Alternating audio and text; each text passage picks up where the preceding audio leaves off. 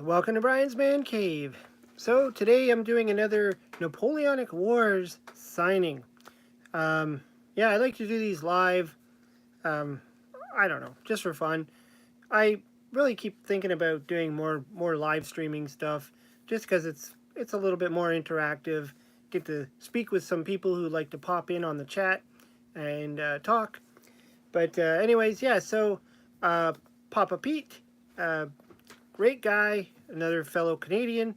Hey, it's the Intellivision gamer. How's it going? So Papa Pete, yes, he decided to purchase a copy of Napoleonic Wars, and I reached out and I said no problem. And did he want to see if would he like to see have it signed or just sealed? That's what I was trying to say.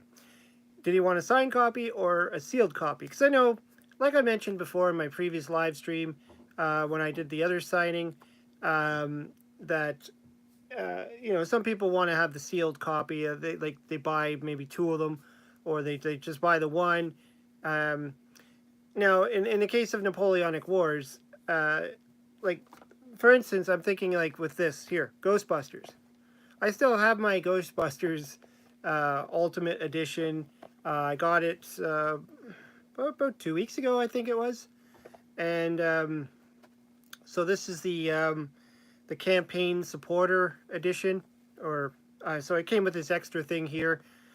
So basically, the campaign came out, and if you wanted to support and buy the game, um, it was like what 100. There was a threshold; they had to reach 100, and if they got 100 sales, then you'd have the option to buy the boxed version. Otherwise, if they didn't hit the 100, you would just get the cartridge, and that was it.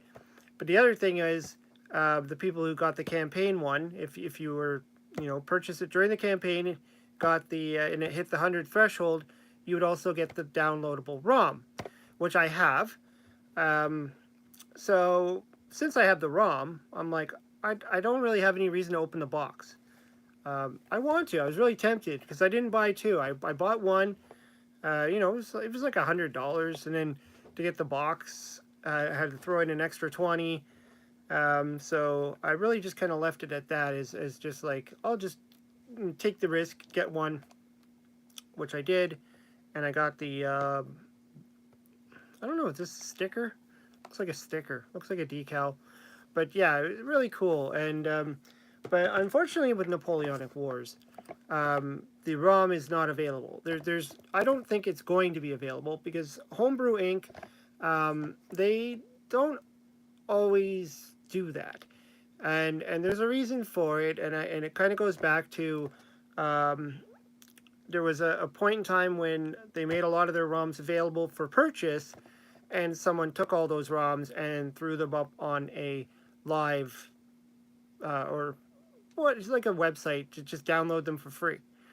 And it kind of ruined it. It ruined it for a lot of people that, if people can go and just get the ROM for free, they could just download it for free.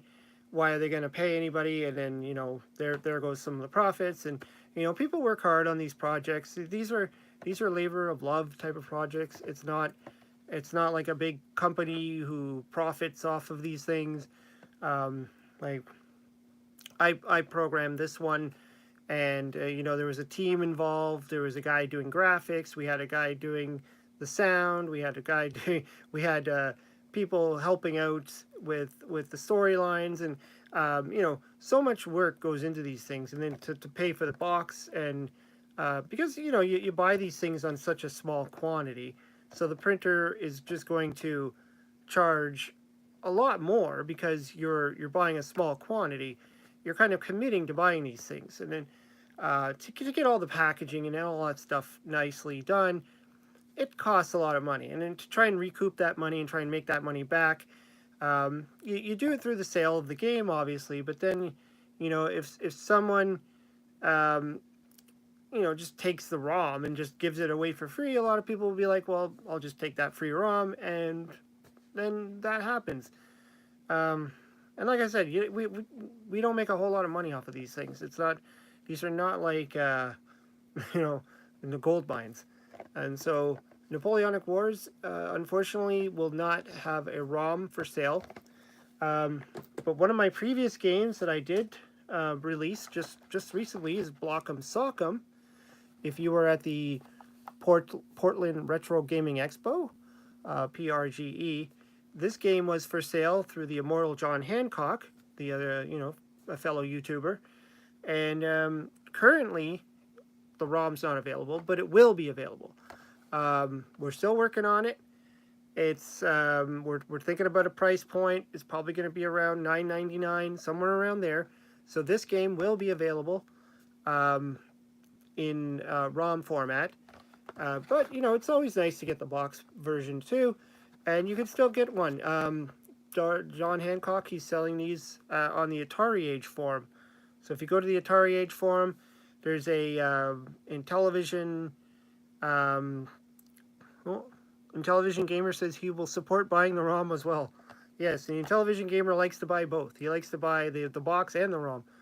The ROM is handy though. The ROM is handy because if you have a flash card or if you play on your PC or something like that, the ROM is really handy. But anyways, yeah. So the immortal John Hancock is still selling these. I believe he did a print run of 100, and if he sells out and there's still more demand for them, then he's going to do another run. He didn't mention how many he's going to do, whether it be a small run or a big run or another batch of 100. I guess it depends on how popular the game is and how many people want to have it. It's a fun game. It's a puzzle game. If you like puzzle games, you play as John Hancock. You're throwing a block up in the air. You're trying to hit the blocks with the same colors. And no, he bought Block'em and Sock'em side and regular got the Genesis. Oh, so the Intellivision Gamer just left a comment saying that he bought the Block'em and Sock'em Sega Genesis one. That's the original system that he put it out on, and which I had to play and learn how to learn the game mechanics to make this game. But John also had signed copies of this. Which he did sign this one too, actually. But John signed the cartridge. I'm just going to open this up. I did a video on this. I did an unboxing video on this. If you're watching this one and you're curious about this one. But yeah, he signs the cart, which is interesting. I didn't think of that when I started doing my so I got number 11. So he signs the cartridge, not the box. I've been signing the box, so. Yeah, maybe I should have done that too, but didn't think about it. The overlays are right there. He's got the whole package, got the overlays, the manuals. There's so many great things in here. Maybe it wouldn't even hurt to sign everything. Oh, he signed the box as well. Yeah, he's saying he prefers the box sign. That makes sense, This one he didn't sign in it. He just signed the cartridge. There's no other signature anywhere. It's tough though. Like with these boxes, because of the graphics on them. Like this one's a nice color. I find with Napoleonic Wars, because we went with a darker kind of look, and there's this whole battle scene going on. Signing it is a little bit tricky to have it visible. So I grabbed these markers as a thought that, either gold or silver will probably show up a little bit more. Black might too. Maybe if I had a white marker. Do those exist? Like a white marker? If I could, I don't know. You could sign the back as well. Like the back's all white and stuff. I could have, but I didn't want to sign over the text and all that stuff. So I figured for the Napoleonic Wars, I can sign in the corner here. I could put the number. So this is going to be number 4. I've been numbering the ones just like John did with Block'em Sock'em there. I've been numbering them. So this is going to be number 4. So Papa Pete gets number 4. The Intellivision Gamer, who has been commenting on this video so far, he has number 1. So he called that out the moment I started talking about doing signed copies. He was one of the first, or the first one in line to say I want a signed copy. So he got number 1. So yeah, depending on how many we got, I got I got a few boxes of these to sell. I'm also currently selling them on eBay as well. So I have my own store, which is like a Square site you can go to on my website. Um, if you go to briansmancave.com, I have a link to the Intellivision stuff, and then there's a link to where you can purchase this game or any of my ROMs that I currently have for sale. The Intellivision gamer just asked who is number 3. I don't remember the name. Someone purchased it. Now that's the thing too, and I realized this too. I have this game up for sale on eBay, and I did that mainly because through my store site, I can't. It doesn't seem to give me the option for modifying the shipping, and so I really only have it set up to ship, pretty local. Whereas on eBay, it gives me the flexibility to ship overseas, so to ship to wherever. Someone in China wants a copy of the game. And in Canada, where I live, shipping is crazy. So shipping overseas is really expensive. And so on my website, on the briansmancave.com, if you go there, and then you follow the link to buy it directly from me, I have 2 links. One is to buy a signed copy. One is to buy a non-signed copy, a sealed copy just like this. And the shipping is a little bit lower because it only is for Canada and I think US. I think it also does US. But on eBay, I have a copy. I just sold one the other day, so I relisted a new one. I've sold 2 on eBay so far. Both went to America. But it's more there for overseas shopping. So if somebody in Germany or somewhere wherever, Brazil, and the shipping's a little bit higher because I can't really estimate where on earth I'm going to be sending this thing to, and I want to include tracking, and that's the thing. I've sold I've sold stuff on eBay before worldwide, and I put like a standard shipping. But I would always just send it without tracking, to save money. But for something like this, I don't want to do that. I want to make sure they get their game. I don't want it to get lost. I don't want it, so I'm gonna send this tracking. So especially if it's a signed one. But that's something I didn't do on eBay. I'm thinking now maybe I should do that. I should have 2 available on eBay because right now it just lets me list the one. So maybe have one listing up there for a signed copy, and just in case somebody wants a signed copy. I mean, I don't charge any difference. It's the same price. Any updates on Grand Prix? Grand Prix. Got that over here.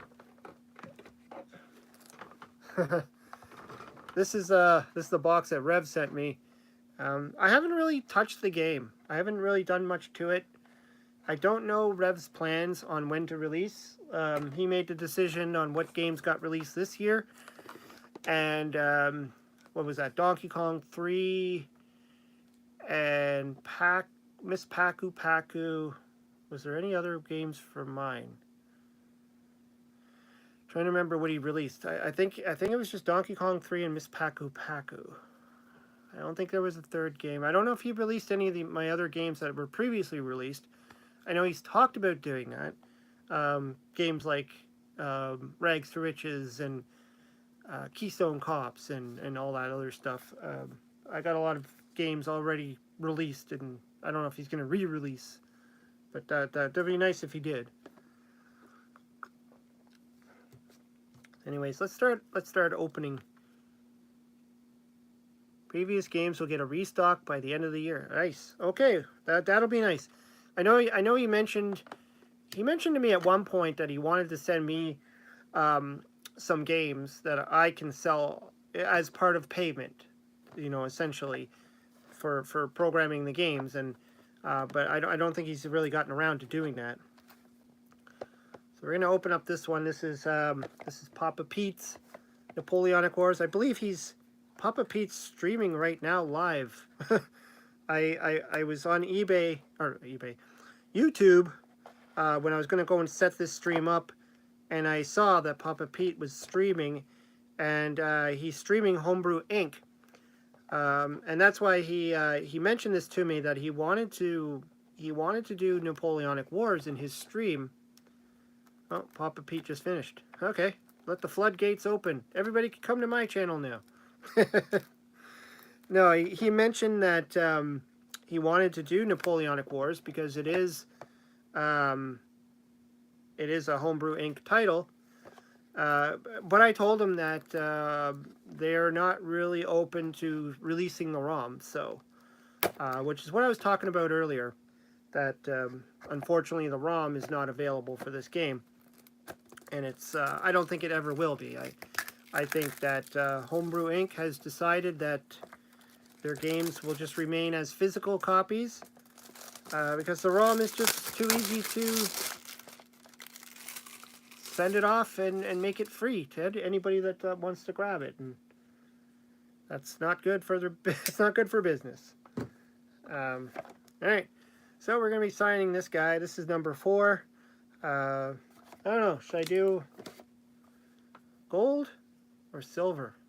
What looks better? Silver and gold. I don't know.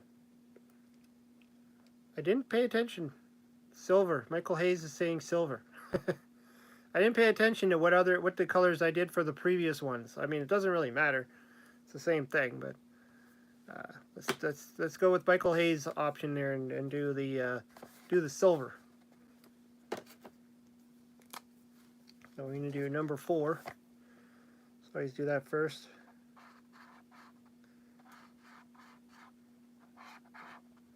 These are permanent markers, so hopefully it stays. That was one of the things I was kind of worried about.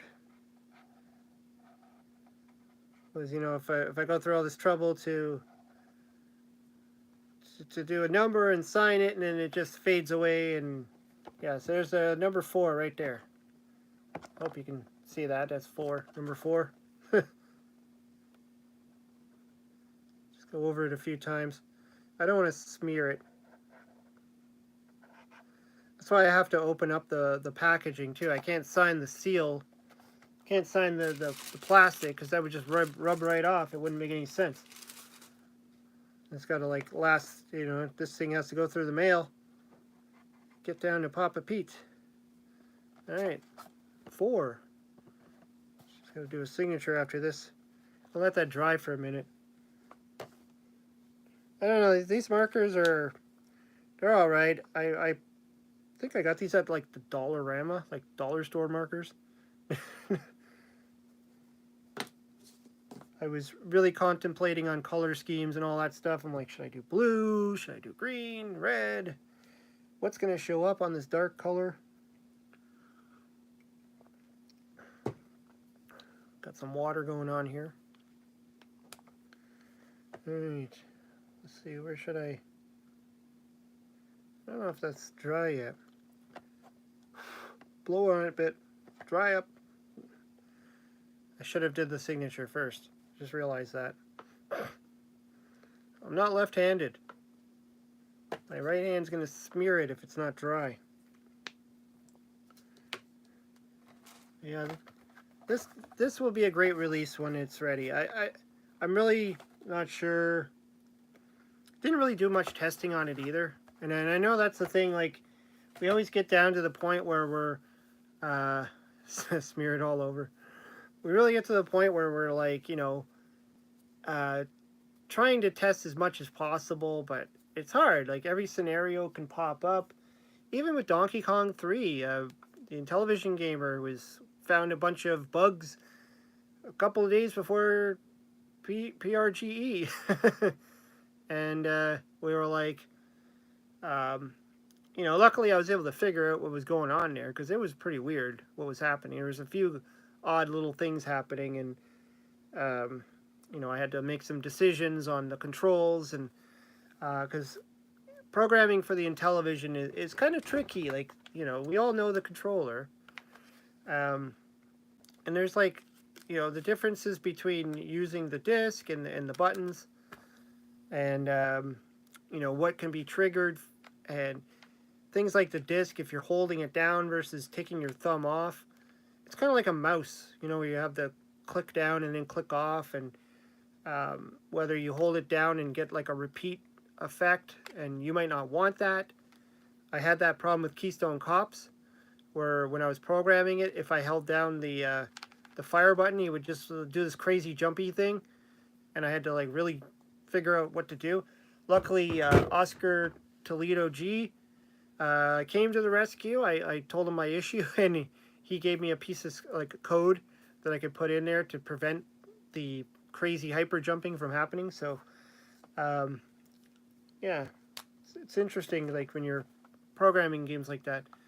But Grand Prix is interesting. Like, I wanted it to be similar to the Atari version, but have its own thing. I didn't want to do like 100% Atari, because the Atari version of Grand Prix really is just a timer game. That's all it is, right? Try and best your time. Try and get to the end. Be as fast as you can, kind of thing. Avoid the obstacles. I wanted to add in stuff, so I ended up adding in a store where you can improve your car. You can buy missiles. You can make the car jump for a bit. You can make the car fly. Little things like that. And then I also added in a almost like the Super Mario Brothers question block, where you can shoot it with the missile and get a bonus point. You get a random bonus, so it could be extra points, it could be money, it could be this, So I wanted to just jazz up the game and make it something a little bit better. And I think that hopefully that's dry. Don't want Papa Pete upset. I don't want to upset the Papa. All right. And there we go. La signature. My signature is kind of bland.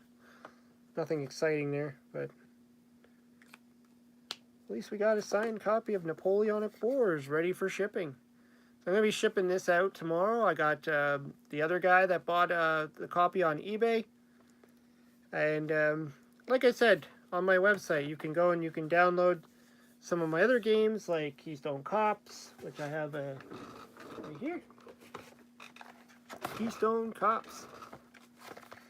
I haven't actually done any, I haven't done a lot of programming recently. I've been kind of busy with other things, but, I did start a bunch of games.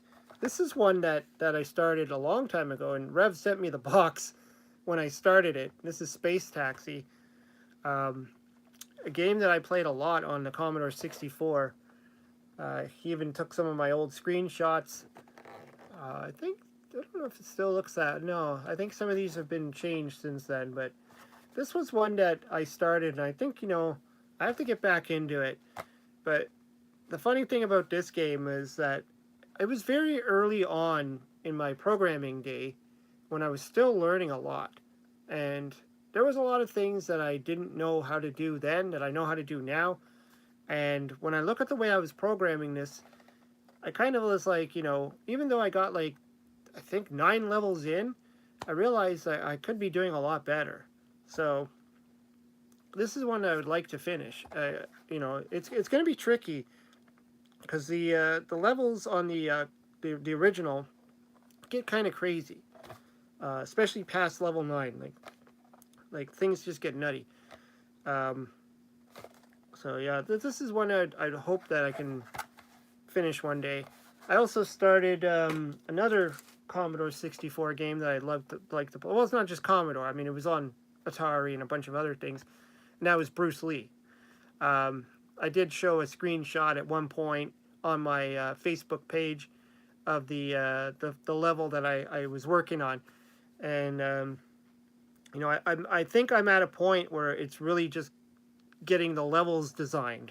I got the characters moving and I got the, grabbing the lanterns and stuff, but I think it's just going to be a case of just getting the time to design to create all the levels and build all the graphics. And but that might be a cool one to do it's just a game that I thought, it seemed like it's a possible one for the Intellivision. It's actually when I posted my screenshot, I think it was Carlos Madruga, who's done a lot of great games. He mentioned that he was contemplating on doing that game, but he took a break as well. Like he's kind of cooled down on programming, which I get it. It's a lot of work. It's a lot of time involved. I spent a lot of hours just programming these games and testing them, and some of the graphics, like I said, like for Napoleonic Wars, when I first did Napoleonic Wars, it was originally called Strategy War, and it was just very basic looking. The graphics. If you go to Mike's Gaming Gala, if you go to his channel and you see his video on Napoleonic Wars, he does do a little bit of a show of how the original game looked like, and the graphics were very basic looking. Like they were not that great, and so getting help with the graphics. But even still, that's more of the design of the graphics. I still have to go in and essentially render them and code them into the game. You have to create the screen. You have to create the graphic screen. It's still a bit of work, even if somebody designed. Like Oscar did a great job. I'm pretty sure he did with he created the Intellivision software, which essentially allows you to draw the graphics in something like Paint or Photoshop, which is what I use. You can draw the graphics. You have an 8x8 grid, big grid of 8x8 squares, and you could draw the graphics in there and export it as a bitmap file, a bump or whatever, BMP file, and then you could run that through his Intellivision software, and then it spits out the code for you. But then you need to take that code and you need to still connect it to your game. So it does make life a lot easier, but still takes some work. And then some of them you do have to incorporate sprite graphics over top of that just to fill in, to make the to make it look better. Like when I did Block'em Sock'em, I did this cover for the opening screen, and I had to use sprites to make his mouth and eyes and all that. So you still need to do a little extra coding and a little extra this, and it's time consuming. It's time consuming. It takes a little bit of finesse. You got to like move things around. You got to figure out the X and Y locations of everything. So yeah, so it's pretty timely, and I hope to get around to doing Bruce Lee and completing that one. And yeah, I don't know. I got to get back into the rhythm of it. Get back into. I figure I've made so many games now, and Donkey Kong 3 was an accomplishment because at first I wasn't sure if I'd be able to pull it off. Like Rev was the one who asked for it to be made, and I thought about it, and I'm like, I don't know, and I got the graphics sent to me, and I'm like, okay, and even still, like, adding those extra levels to it I thought is what made it a little bit extra special, but I still feel like it was one of those games that was a little difficult for me to pull off, but somehow I managed, and I got it. On time, too, so, because it had to be for this year's PRGE. But anyways, I think I've rambled on enough for this video. But yeah, so there we go. Number 4, signed copy of Napoleonic Wars. If you would like one, if you don't have one, you can go to my website, briansmancave.com, or if you can get a hold of me through Facebook, Twitter, I'll tell you how to get one. Or if you just want a signed copy, or a sealed copy, I can do that too. So yeah, they're available. Anyways, thanks everybody for coming out and watching. There's not much more I can talk about on a signing video. So anyways, hope everybody has a good time. See you later, and hope you subscribe. Talk to you later. Bye.